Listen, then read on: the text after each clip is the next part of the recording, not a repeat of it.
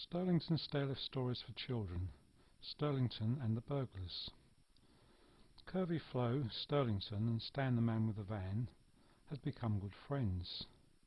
There was also a stairlift on a straight staircase not far away in a great big house called Little Oak. That stairlift didn't have a name, it had a number, but the other stairlifts couldn't remember numbers, so they called it Little Oak after the house. Stan the man with the van didn't look after Little Oak because it wasn't on his list, but Sterlington and Curvy Flo found out about it through the nighttime vibrations that stairlifts used for talking to each other. The old lady who lived in the Little Oak house got up one night because she couldn't remember whether or not she'd locked the front door. She was only half awake and fumbled around a bit, but found the key in her pyjama jacket pocket as she was riding down the stairs on Little Oak. But as she was getting off the seat, she dropped the key onto the rail that Little Oak went up and down on. "Oh dear," she said, "I am a clumsy old granny. What on earth am I going to do with me?" She looked around on the stairs, bent down and looked under Little Oak, looked under the telephone table and by the coat rack. She even looked in her pyjama pocket just in case it had bounced back in there, but she couldn't find it. The old lady was a bit deaf, otherwise she might have heard the key when it landed on the rail with a very loud ding, but she didn't. She was also still drowsy because she had just woken up and had just got out of bed. If she had been wide awake, she might have just heard the key land on the rail with a very loud ding, but she didn't. If she had put a hearing aid in her ear, she might have just heard the key when it landed on the rail with a very loud ding, but she didn't. So there she was, very late at night, without her key, without her hearing aid, without knowing if the front door was locked properly, a bit deaf and still very sleepy. "Oh well," she mumbled to herself, "no use worrying about it now. The best thing is to go back to bed." She got onto Little Oak's very comfortable seat, which had lovely soft material, moved the switch to go up to the stair and waited for the motor to start. Click went the switch. Whirr went the motor in its soft, friendly way. Crunch went the key, which jammed under poor old Little Oak, the stairlift. Jerk went the seat as it stopped. "What in the name of size 10 knitting needles was that?" said the old lady, who was suddenly woken right up. She might have been a bit deaf, she might have been rather old, she might have needed a stairlift to go up and down the stairs. She might have forgotten to put her hearing aid in her ear when she got out of bed. She might even have forgotten to lock the front door properly. But she was still a sensible lady who knew it was best not to get upset if things went wrong. So she stayed sitting on Little Oak's very comfortable seat, which had lovely soft material, and thought what to do next.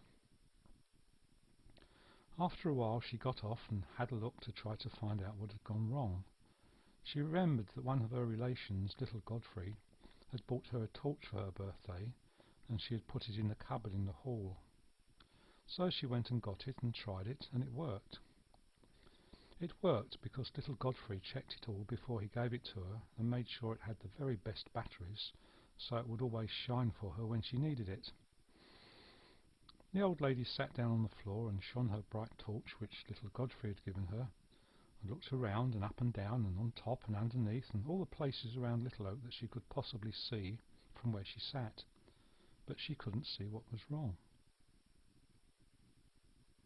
She stood up and got onto Little Oak's very comfortable seat, which had lovely soft material, and tried again to go up the stairs, but Little Oak wouldn't move up. So she tried to go down the little bit that Little Oak the stairlift had moved before the crunch. Yes, it moved backwards just a little bit. She tried up and she tried down, but it was the same each time.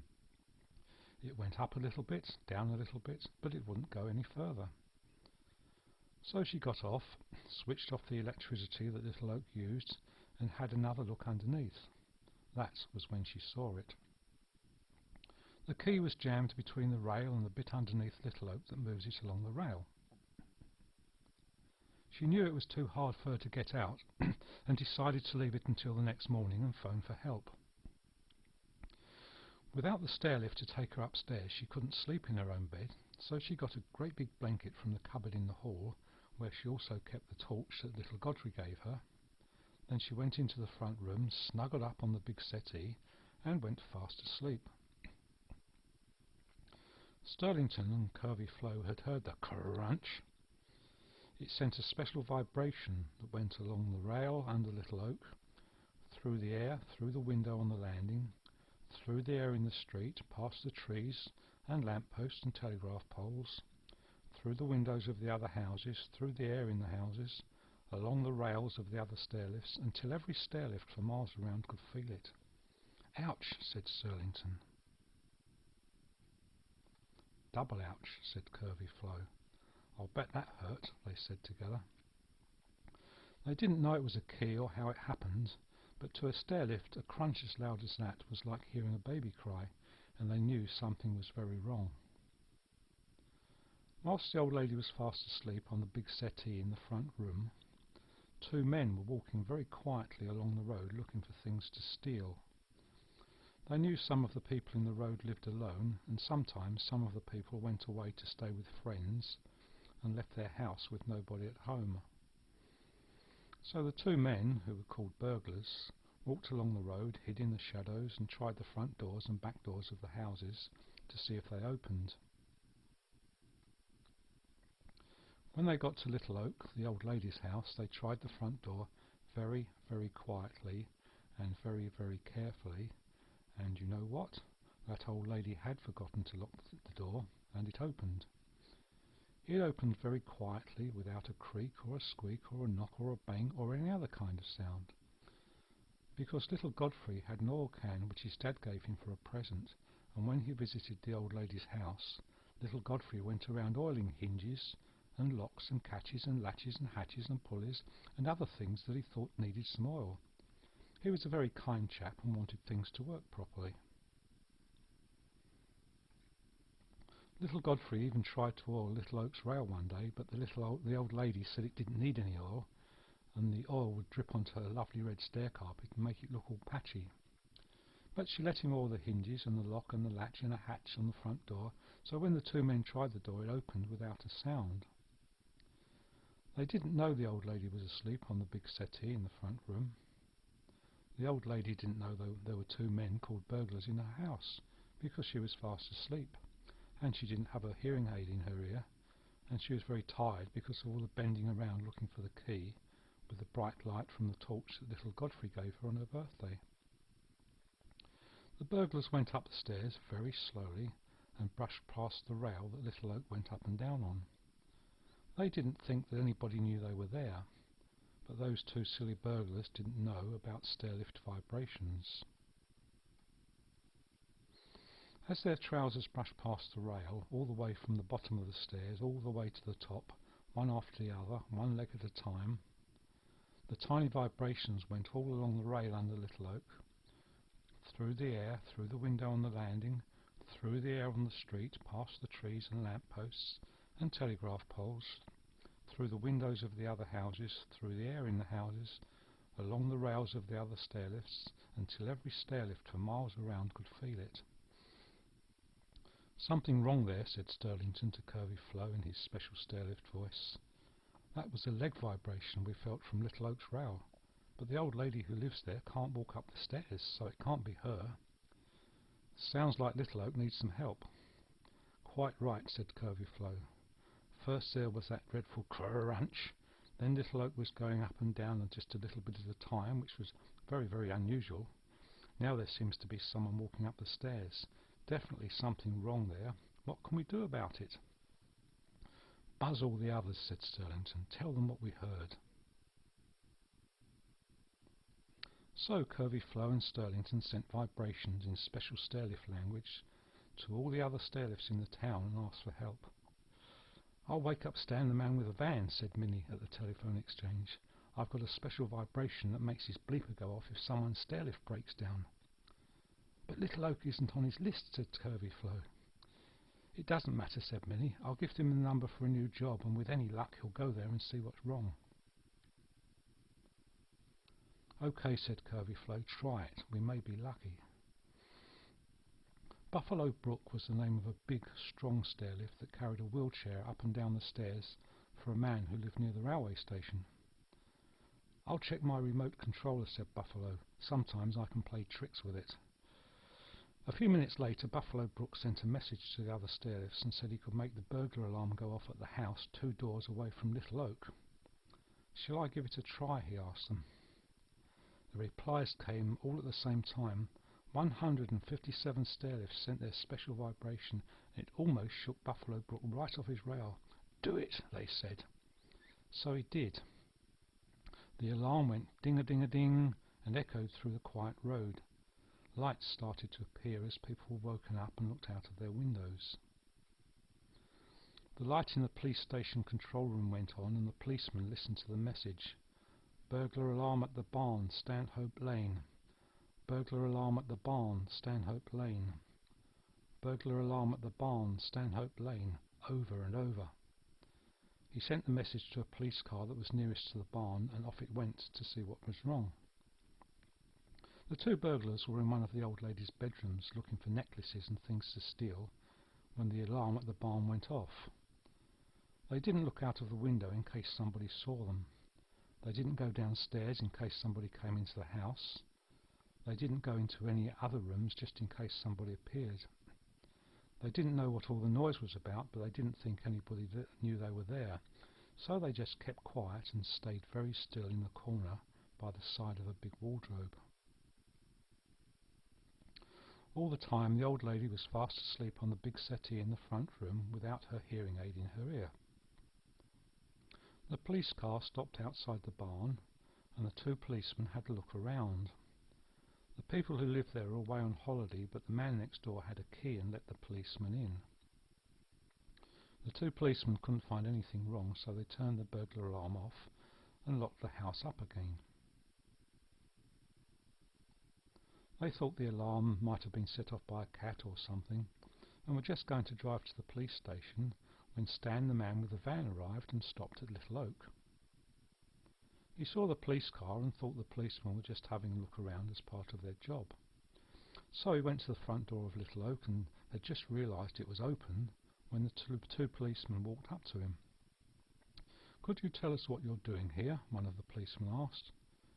"I got a call to fix a broken stairlift," said Stan the man with the van. "A bit strange at this time of night," said the policeman. "That's what I thought," said Stan the man with the van, "but some people with stairlifts are awake all night and things can go wrong, so I have a bleeper to wake me up, then I can go and check." "We had a burglar alarm go off just along the road a little while ago," said the policeman. "There's something not quite right here, so we'd better have a look around this house too. Wait in your van, please." So Stan the man with the van went back to his van and waited very patiently. One policeman went to the back of the house, and one went in through the front door. The 2 burglars stayed very still. They heard someone coming through the front door, and they looked out of the back window to see if they could escape, but there was a policeman in the back garden, so they stayed in the bedroom and hid by the side of the wardrobe again. They didn't know the policeman had seen one of them looking out of the window, and they didn't see him quietly walk round to the front of the house again and go inside to help his friend. They didn't see Stan the man with the van watching the house from the front, and they didn't know that altogether there were 5 people in the house. They didn't know Little Oak the stairlift had sent signals, and they didn't know that 157 other stairlifts knew something was going on in the town. The 2 policemen discovered 3 other people in the house, the 2 burglars and the old lady who was still fast asleep on the big settee in the front room. Oh yes, they also found a cat who had quietly padded in because someone had left the front door open. The policeman called for a van to take the burglars away to the police station, and then they let Stan the man with the van into the house to look at the stairlift. He quickly found out what was wrong and managed to pull the key out with a special stairlift mending tool. He tidied up the rail and checked that Little Oak was all right, then tested it by going up and down the stairs a few times. Stan the man with the van was quite clever and somehow knew that stairlifts could all talk to each other. So when he finished his mending job, he got a screwdriver with a plastic handle and gently tapped on the bottom of the rail. Tap, tap, tap, tap, tap, tap. The vibrations from his tapping went all along the rail under Little Oak, through the air, through the window on the landing, through the air in the street, past the trees and lamp posts and telegraph poles, through the windows of the other houses, through the air in the houses, along the rails of the other stairlifts, until every stairlift for miles around could feel it, and they all knew everything was all right. The two policemen didn't want to wake up the old lady, but they found a note near the telephone with numbers of people to call if something went wrong. So they called the old lady's daughter, and she came round to look after the house until the next morning. When the old lady woke up, it was a lovely sunny day, and as she rubbed her eyes, she saw her daughter standing there with a nice cup of tea and a slice of buttered toast. "What a lovely surprise," she said. "But what are you doing here?" "You just enjoy your tea, Mum," said her daughter, "and then I'll tell you all about it." When she had heard what had happened, the old lady said, "What a silly old twinkle I am! What on earth am I going to do about me?" Just then there was a knock on the front door. The old lady went in to open it, with her daughter close behind. Standing on the doorstep with a great big smile on his face was little Godfrey. He had his oil can in one hand, and in the other hand was a brand new door key,